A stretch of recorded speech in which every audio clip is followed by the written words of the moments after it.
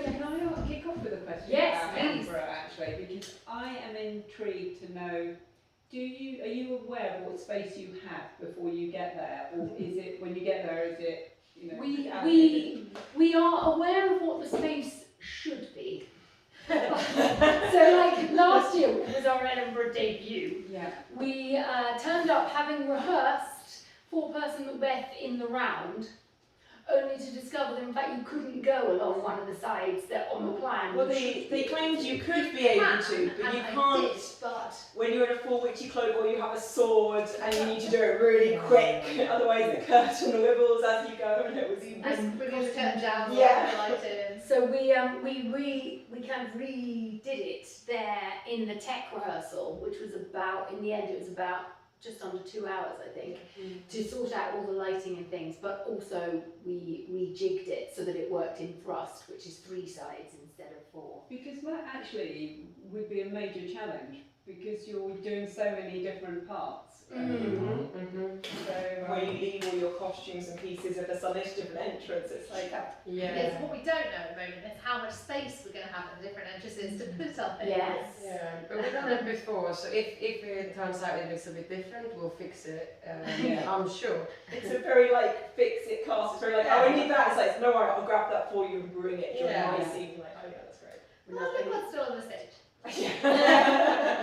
Okay, they might need that in the next scene. Well, I do think with it, you were really compact with what you're using. It is incredibly versatile. You mentioned this on the third. We've got to get it all to Edinburgh, and we're doing Macbeth as well, so we've But got to these- get 2 shows. These So are they're absolutely, backpack. they're incredible. They were handmade by us by a very lovely couple who live in my By us. Oh no, for us. We did not make these. A lovely couple who live in my village who I said, she went, we really want drama boxes. Emma really wants drama boxes, but we can't take them. Could you make something that's flat? Also, we couldn't really afford them. Yeah. We also could not afford them because they cost thousands. These all have. I don't actually know how this works. These all have a bunch of pins and things inside that have cord on that you pull, and it all comes apart into different pieces and then slots back together, so it all completely flats down to go in the back of my Honda Jazz as you drive up to. I've not been able to picture how that actually works. Yeah, and that one does it as well. Like all Put together with pins when you first bought them. yeah. Falls apart. And then lovely Elaine, who used to work for the Royal Opera. Royal Opera. Yes, she painted them for us. Uh-huh. So they were fabulous. Yeah, and prop master there for years. Yeah. Seriously, that is fantastic. Yeah. What great. It's really good. They add a lot, I think. They fit very well. Yeah, they do. They do. How long are you going to be in Edinburgh for? We're up there for 2 weeks. On the first day, we're doing a workshop for some kids in a drama camp, and in return, they're hopefully going to help publicise our shows. It's definitely going to publicise. Yes. Then the second day, we have our tech rehearsals. Uh-huh. So both of them have a slot that's sort of 1.5 times the length of your actual show, in order to do all your sound and lighting and things. And then from the third day on, we do 9 days where we're doing both shows every day. Macbeth is in the morning at 10:30, and In the Treasure morning, Island. Macbeth in the morning. yeah. How Breakfast. interesting.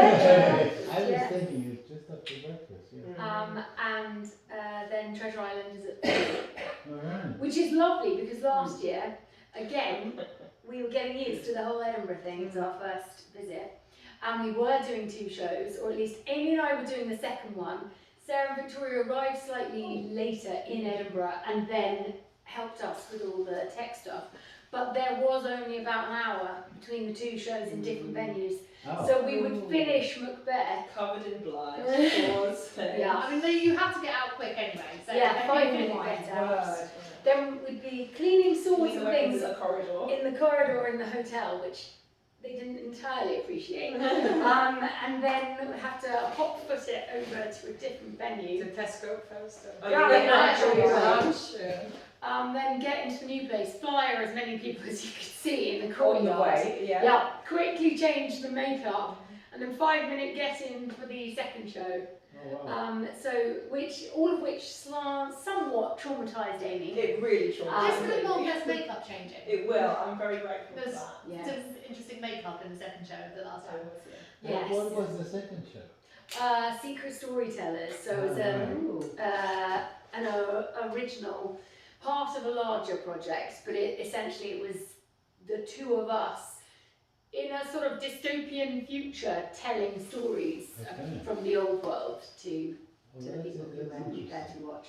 Okay. Sorry, you wrote that. Yes, yeah. It's, Emma writes everything. yeah. So that's, I think, another thing is like the last time I met you was only 6 weeks ago. Yes, yeah. You hadn't actually written this. Yes. Also, Right, quick- gotcha. Quick writer, indeed. And she not only wrote this, she also wrote, we did a fundraiser of Song Scenes and Stalls, she also wrote that as well in the 6 weeks. Do you sleep? Not very often, it's true. Not as much as she should. Mm. But yeah, it's I think, like you were saying earlier, one of the biggest challenges is sort of getting that whole story into this, because we are largely, obviously, one enjoys an interval. Yeah. So where you can, because we do an 80-minute version of Macbeth in Edinburgh, but we prefer the 95-minute version. That also, so we can get more on stage, but it also splits with an interval. So And there's more fighting. yeah, there is Lots of everything to whistles. recommend the 95-minute Macbeth. But actually with this one, we need to shave another 10 minutes Really? of this performance for Wow, Edinburgh. really? So 2 weeks to do a little rewriting. Because we've got 2 previews on Wednesday, Thursday, Yeah. and then we're in St Albans for the last one the following Monday.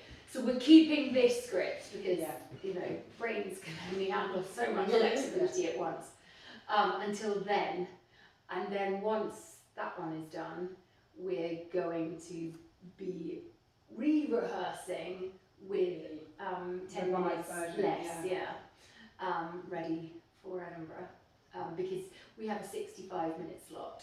So And that's- I'm seeing a thing a lot about fighting here. Is that, where has that been born out? That came, all the fingers point at me. Hello. Comes from me. So I first met Emma because she put a call out for fighters for a production of Robin Hood. She was doing at the Wetness Centre. And I was like, yes, because women don't get to fight often. I was like, I love Robin Hood, I love doing that. So she cast me as that as a baddie. And we had, was it 19 staff in that? Yeah, there were 19 in the cast. There's a lot of fighting in that, and then since then, because I love violence, each time we do a show, I'm like, could we add violence? And then Emma gets overexcited when we have violence. So now the shows which she wrote pre-me, which didn't have violence, now have like a cloak and dagger fight in it. It's never too late to revise. It's really the reason we're doing Treasure Island, isn't it? That Amy wants to be a pirate with some swords. Essentially, Emma said we're taking 2 shows to the Fringe again, and I went, no, we're not. I did that. I'm not doing that again. And she went, pirates? And I went, yes. That's very funny. It pays to know your people. Very funny. And is it normal? Because they look totally real, those swords and things. Are they real? Yes, so they're, in fact, I can bring the swords out. Yeah, do. They're Let me all bring in some their bag. Don't use them. We're finished with that. And a beautiful rifle. Oh yeah, I bring some amazing guns and rifles. Yeah. Where did you get this from? A variety of places. We've got larger swords that I think I originally got There's for now the Robin one Hood. collection. Yeah, there is. It's quite There's an worrying. army. These are the small swords. Yes. That's very funny. Yeah. It's true, that's quite worrying. So these here are they're essentially a bastardised rapier version, but we use them as sort of the swashbuckling swords they had at the time. They're more sort of trenching ones. But I really wanted a pretty cutlass, and we looked online, and they're several hundred, and Emma went, it's not in the budget. Whereas I already have these swords which I use to train actors how to fight with. So we've got those ones. They're real steel, they're metal, they make Good noise. good noise. What are you doing? Gonna go make a swish. Oh, wow. They make pretty sounds, all metal. They're blunt though, so they're not sharp, they won't hurt you. But typically we don't touch them because we excrete oils that rest the blades. So it's more for the sword's protection than us. Oh, Yeah, yeah. not too much. How did you, sorry, Oh no, how no. did you get into fight sequences? I got into it. I did martial arts growing up, and then I turned 18 and they're allowed to punch you in the face when you do that. And I went, you know what? Maybe karate isn't for me anymore. And I went on a weekend course where actually I got to be a pirate, and they gave me a sword and they went, you're swashbuckling. And I was like, this is the best thing in the whole wide world. And they're like, you know, it's a job. And I was like, what? I could do it. So then I just inhaled all the course and things I could, all the teachers. If you sort of search stage combat, you'll come up with teachers and awareness, and I've yet to find Alan. They're all fantastic. And yes, I got into that and absolutely, yeah. I'm now giving Victoria and people the bug as well. She's off training all the things Oh, and yes. doing archery and all Nice. sorts, bits of stunts and things. Your birthday with 3 knives at Target. Oh, we did, yeah, because I brought all my friends around, so naturally we had a knife thrower and she brought her stuff. Fantastic. Brilliant. She had all the weapons laid out so people could do practice fighting. Yeah. Yeah. It is literally so much fun. I'm happy that I got into it because I've always been interested, but it wasn't until I met Amy for many people met Beth that we did. It was the first time I worked with all of you. It was last year, Yeah. and you know she just opened that world for me, and I'm like, oh yeah, I can actually go and take courses. I can actually train in this. So I've trained ever since as well. Yeah, good fun. You know, you've done loads of stuff, like you work on television here. Yeah, lots of very, very fabulous things. I've got to go out and do for various films and stuff, and I get to bring that back to this, which is brilliant. It's fantastic that you actually using like these real. I mean, it's amazing. It's, Yeah. because you would expect it maybe on a big film, but actually, it's really lovely to see it in a play where. Yeah. Well, it's sort of knowing where to budget and where to. Yeah. Well, that's the thing, because we had, so originally our plan was, in fact, I brought the wood and the plastic pipes and everything to make our own rifles for it, because we don't have the budget. This is it, this is 4 of us, we finance everything, trying to make it work. So I was like, okay, I can make guns, and going around like, I think it was home base, trying to be like, looks like a gun barrel. And I was doing this in my parents' kitchen, and my dad came up and was like, what are you doing? I was like, we're making a gun. He's like, well, the picture's really pretty, what's that? Can you buy that? And I was like, well, yeah, you can, but we don't have a spare. Someone can buy We it. don't have a spare 100 or so to spend on a gun. He's like, I could buy you a gun. So my dad brought us these 2 rifles, which are far prettier than anything I could make. I think Really you're lovely. selling yourself short. I Yeah, think you would have made something fabulous, but they It took me a are long fabulous. time. But yeah, they're lovely and they're completely fake. They've been only made for prop things. They've got a little flintlock action, but they can never. Yeah, They can never do nice. anything. There's no mechanism inside, Ah. so there's no possibility of it ever injuring anyone Okay. if it's out in the Unless world. you Yeah, there's someone with it. Hilarious. As it goes. And then on the other side of that, we've got this one, which I think is a kid's one. It was very brightly coloured when my grandfather got it. This is a plastic one that he Yeah. brought off You've done a great job. Amazon and then painted it for us and sent that. He tried. My grandfather is amazing and insane. He's like, I'm going to try and make it fire for you. It's plastic. The gun then exploded everywhere all over him. So we took the guns away from him, and he's doing much better since then. But again, they're plastic. They still do have a little bit of a click action, but they, again, nothing's going to come out of that. So they're nice and safe.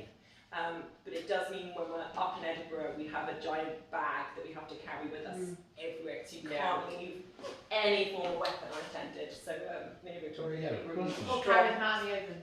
Yeah, or carry them in the open. That was That actually is quite a responsibility, actually. Yeah, So, so you've got to look after them. Yeah, for sure. Yeah, and there's no storage at the venues for that sort of thing. Going to be locked. There's minimal storage for all the things. We think they'll be delighted to see us with all our stuff.